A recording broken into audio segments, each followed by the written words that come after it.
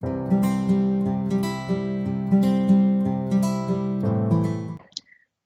everyone, and welcome to this edition of Seeblue Smart. I'm delighted to be joined today by Dom Neil-Dwyer, and we're going to talk about change and the role of marketing in driving cultural and organisational change.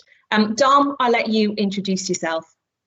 Hi, thanks for having me. As you say, my name's Dom. I'm very much passionate about growth, about impact. I'm a marketeer that really believes in driving change, and marketing should very much be supporting at the heart of that. And I've worked in technology, BBC, Sony, startups, and sort of, semi-scale up. So a real diversity of experience and across cultures. So really pleased to talk to you today.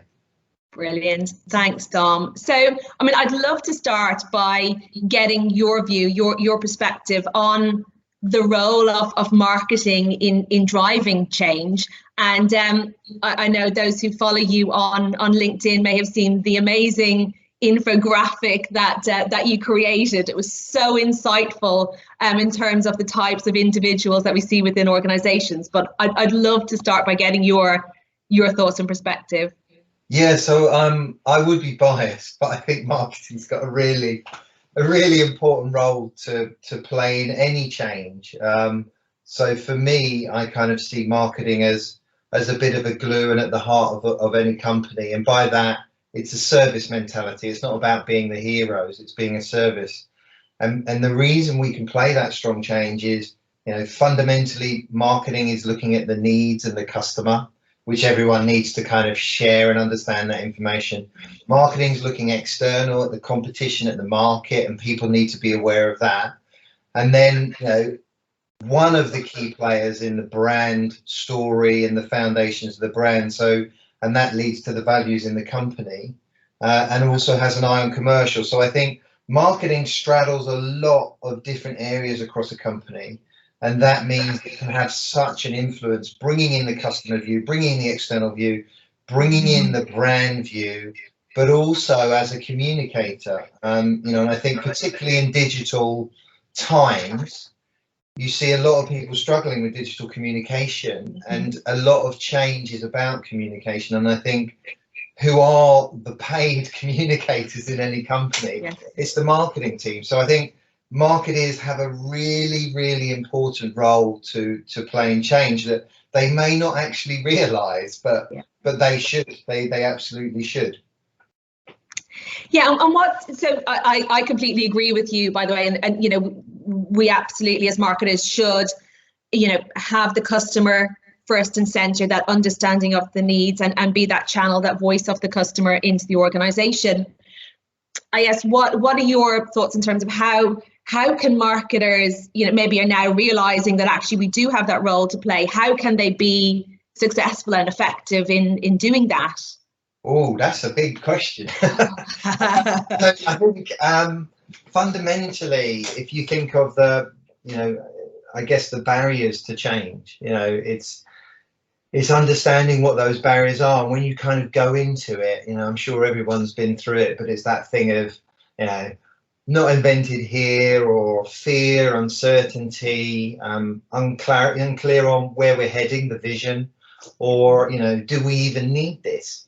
As a marketeer, I've always kind of partnered with CEO or, senior leadership about, okay, what's the story? Like, what's the story we're going to create, and how can we use particularly the external environment to articulate that? Because that's why we're making the change.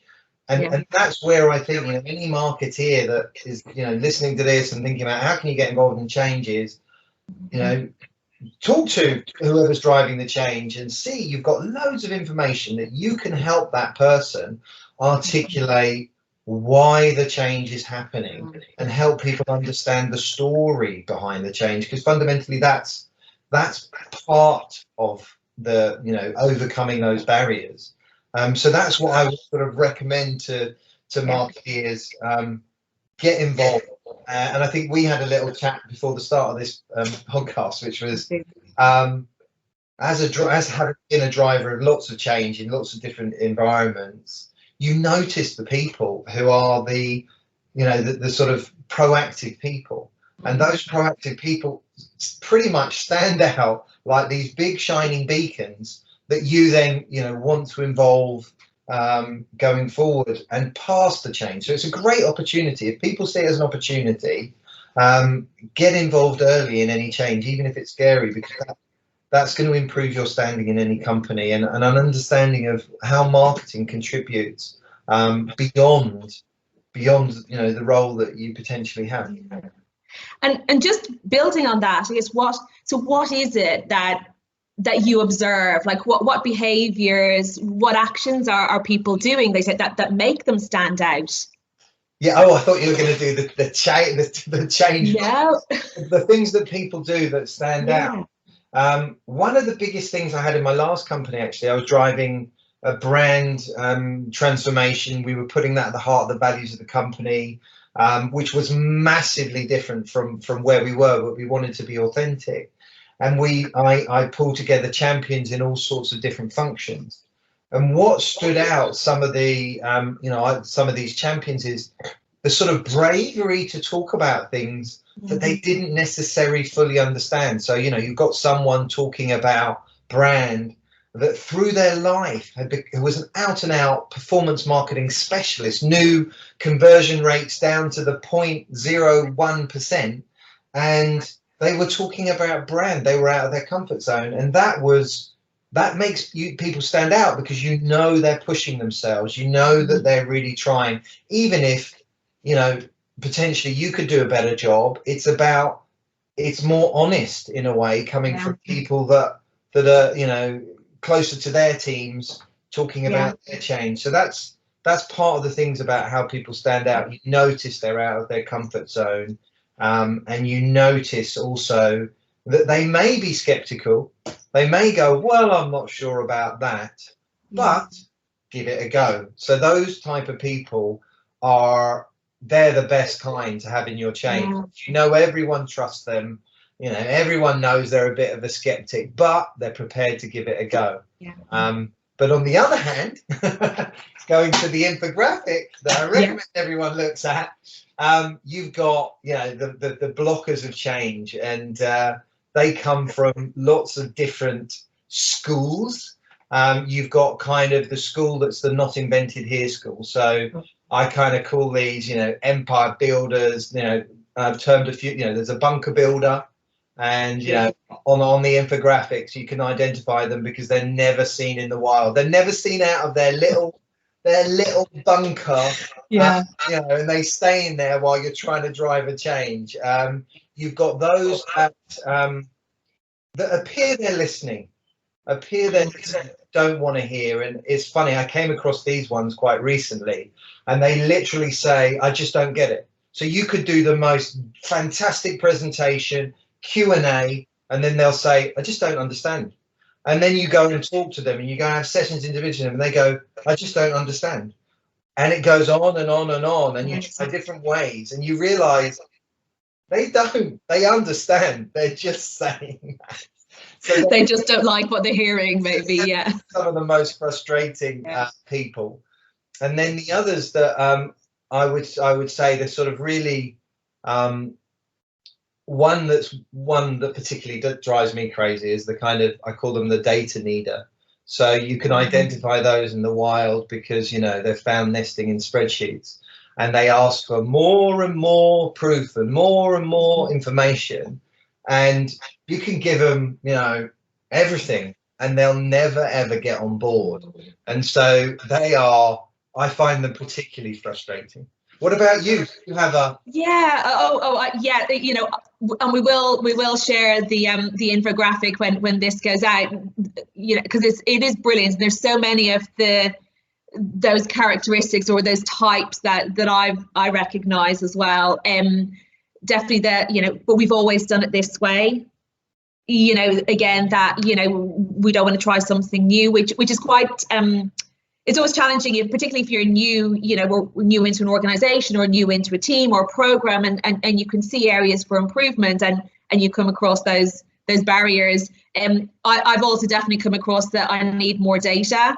And it's an interesting one from a marketing perspective, because we are becoming so much more, data driven. And, I'm absolutely all for utilizing data and measuring impact and success, but not to the nth degree. I think you have to be comfortable with, I analyze and I interpret the data that I have, but I have to apply some of my own knowledge and expertise and a little bit of, gut instinct and a little bit of bravery.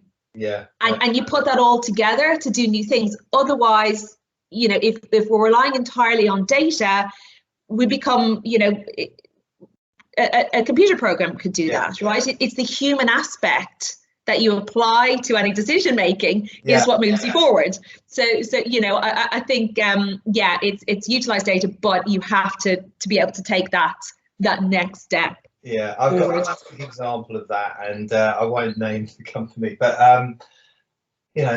brand transformation. Brand was in the toilet, no organic traffic, no brand uplift, nothing. And I was challenged on a rebrand. What's the proof? And I couldn't even be bothered with it, to be honest. I just said, look at the valuation of Coke. Look at how much Starbucks, charges for a coffee. And, there are data points, but as you say, it comes to a point where, there are no data points specifically for our organization, because it's something we've never done before. And that's you're just going to have to get on board. Yes. or we can't keep exploring all these different data points. So, I think that's the challenge in a change, particularly for any company. You don't have those data points in the company because you're driving change. It's like innovation is change. How can you prove that this innovation will work? You can't until you get into the execution. It may fail. How can you prove improvement is change? You can't unless you execute it well. So that's the challenge with the data needer. They know you don't actually have the answer in the organization. But it leads on to such an interesting topic as well. And in my view, it's like, it is the role of culture in driving that change, right? So we'll take our data person as the example, and you'll never have enough data points to satisfy, but equally how much of that inability to move forwards is driven by that fear of change, that fear of failure, that I don't want to stick my head above the parapet. And what impact does organizational culture, almost that permission to try, permission to fail, the impact that can have on driving change and innovation? Yeah, and I think it's enormous. If I just give you an example, when I learned about a lot of the change stuff that I practice, I learned at the BBC. And, the situation was, it was back in the days of Greg Dyke, and the BBC wasn't creative enough. It didn't focus on its audience, and it didn't collaborate enough, amongst other things. You've got you've got stars, you've got program makers, you've got a lot of, egos around the place, and it's quite challenging to move forward and change. So what we did was we involved people. We asked people, and we used something called appreciative inquiry, which is basically you're asking people to imagine the future, to co-create the future. And the power of that was absolutely astonishing. We got so much buy-in. It was almost like other people were running the change, like they're running the change. So if you can harness that, and that's a cultural thing, because you're changing the culture by creating a dialogue in the company that is one of imagining the future. And I think if you can do that in any company, that thing of involving people and creating this future together, that's obviously the best scenario. It's a difficult one to create because maybe the change has already been decided and it all feels a bit fake, the consultation period. Classic is when we're going to do a restructure. We just want to get rid of 30% of people. no one's consulting anyone, right? It's just a game to get people on board. So I think in those, it has to be an authentic approach to a dialogue. So that's the first around culture. And then leadership, you get tested day in, day out, day in, day out. I started to bring change to a company. Part of it was about no hierarchy, limited hierarchy. We went on an away day. Historically, it was a company that put more senior people in different type of hotels, and I just said, you've got to be joking, stick me in with everybody else. And I remember someone from the team actually saying, they didn't give me of course there's no credit, but they basically said, well, we'll see how long that lasts. And that's a classic, that you have to be consistent, and you have to show that you really mean what you're doing, because people are watching you like hawks. So I think that's the other thing, the leadership. And the final piece is, and I mentioned it, champions. If you've got champions, and that's part of the involvement process, when you deal with some of these change blockers, of course, if I'm leading the change, they're going to love a little argument with me and know that I'm biased because I'm driving the change. But once they've got one in their own bunker, the bunker builder, once they've got one in their own bunker that's talking about the change, and maybe there's something in this, everybody, suddenly you've got it's like a kind of walk. You've got bridgeheads. Yeah. Then as long as and you've got to be a bit flexible. Like, there's always flexibility in how you execute things. So always listening out for better ways to do things through your champions. So those are my particular ingredients, and got to be cross-functional. So don't have one function driving it. Absolutely, and all of those points, resonate with me, and I've experienced, personally as well. I suppose we spoke again before we started about my experience, and maybe where I would have sat on the infographic. And I think certainly at the start of my career, I had this fixed mindset. It was driven by a fear of change. And as as we were talking before, you can't exist in an organization, in a corporate, especially in a large corporate organization, without getting comfortable with change. And I certainly had a very clear light bulb moment, and it was touching on all of those points, like around, there was a change of leadership in the company I was in at the time, and they were looking to change direction. There was a very big program around driving culture change, led from the top down. But really importantly, to your point, like they told a very clear story as to what was being achieved. They got the employees on board and created the champions. And I was one of those champions identified. So it's amazing. Like the training, the rollout of the organizational change was not delivered by the leadership team. It was delivered by middle management or lower management out to the wider organization. And we didn't talk about this one, but I was we had a worldwide kickoff. It was in Vegas, but bringing together the whole global team, and I was one of the people running an all-day training workshop.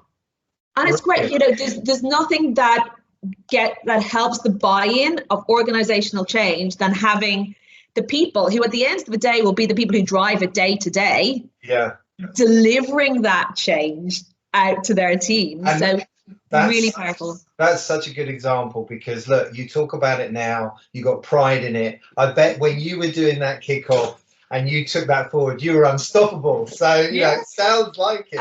Absolutely. And I remember so much of the methodology and everything we were trying to achieve, and I've taken that with me to this day. That change from fixed to growth mindset. It's just it's so powerful, in terms of what you can achieve as an individual, whether you're as an employee, a leader, or in my case, having now set up a business. But be great. What are your thoughts on, what's the importance of growth mindset to you? Yeah, it's fundamental. It's kind of how I exist in the world. One of my favorite sayings, which comes from the Navy SEALs, is be uncomfortable, be comfortable with the uncomfortable. And I think that's a real kind of motto to live your life, because if you do that, you learn things, you experience new things, you do crazy stuff, you get so much experience. And I think a lot of people benchmark life in, sorry to get existential, but benchmark life in was I good at this one thing, and did I achieve, and that's fine, but wouldn't it be better, like, you're not going to look back and go, well, I'm so proud I did this one thing for 15 years. I think you're going to look back on what the experiences you had in your life, and the memories you had, and the things you learned, and the things that you passed on to others. And I think that's to me is why I love the growth mindset, because it's just about my own journey in life, and I don't think there's a right life to live or a wrong life to live. But when you come down to the organisation, and why it's good in an organisation is innovations change, improvements change. If you can't see the opportunity in that, then you're holding your organisation back. Not only are you doing that, and this is what I feel passionately about, change, is people are being paid by organisations. It supports families, it supports communities. If you don't do the best for that company to improve it and improve that company, you're not improving the lives of all the people that exist in that ecosystem. And therefore, it's a very selfish point of view to have a fixed mindset, because you're not just holding back your own potential, you're holding back a potential of people outside of your organisation, of people's families. So I know it's hard, but get on board, get involved in the change like you did, and make it happen, because it's way beyond you, this whole thing. It's, as we've seen with the pandemic, all this stuff is way beyond us, and life changes. So fundamentally, you need a growth mindset to get through life, I think. Yeah, it's just that being open and accepting of, like, conversations. You never know where a simple conversation can take you in life. You'll learn something. It might spark an idea, form a new relationship, opportunity down the line. You just don't know where these things will take you. And